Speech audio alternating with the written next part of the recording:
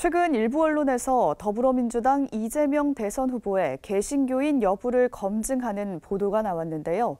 이제 한국교회가 단순히 후보자의 종교를 따져 투표하는 일은 지양해야 한다는 목소리가 높아지고 있습니다. 이승규 기자입니다.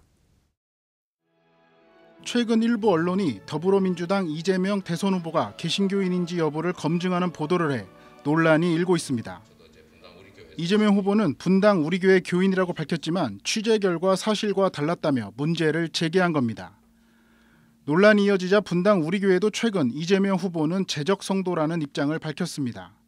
재적 성도란 징계가 아닌 해외에 나가는 등 장기간 연락이 안 돼 교인으로서 정기적인 신앙활동이 어려운 상태로 명부에서 지우는 것이라는 게 교회 측 설명입니다. 이재명 후보는 지난 2010년 성남시 기독교연합회 주최로 드린 성남시장 취임 감사 예배에 참석하는 등 자신의 신앙을 드러내왔습니다. 하지만 일각에서는 이재명 후보의 종교가 중요한 게 아니라는 목소리도 나오고 있습니다. 후보 지지 여부에 종교가 영향을 미쳐서는 안 된다는 겁니다.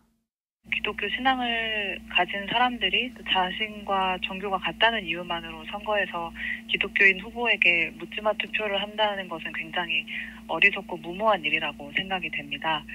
또는 기독교나 교회의 이권이 아니라 우리 사회 약자나 공공선을 위한 비전을 가지고 헌신할 수 있는 인물인지를 판단해서 투표에 임해야 할 것이라고 생각이 됩니다. 주요 대선 후보 종교에 대해 개신교계는 여러 차례 선거에서 민감하게 반응해왔습니다. 지난 2007년 대선에서 보수교계는 당시 이명박 후보를 대통령으로 만들기 위해 전력을 쏟았습니다. 소망교회 장로이기도 했던 이명박 전 대통령은 보수교계의 전폭적인 지지를 받아 무난히 대통령에 당선됐습니다. 여전히 정치적 발언을 쏟아내고 있는 정광훈 목사는 당시 대선에서 이명박 후보를 찍지 않으면 생명책에서 지우겠다는 발언으로 많은 비판을 받은 바 있습니다. 지난 2017년 대선에서도 일부 보수교계는 교인이었던 황교안 전 총리를 지지하며 개신교인 대통령 만들기에 나섰습니다.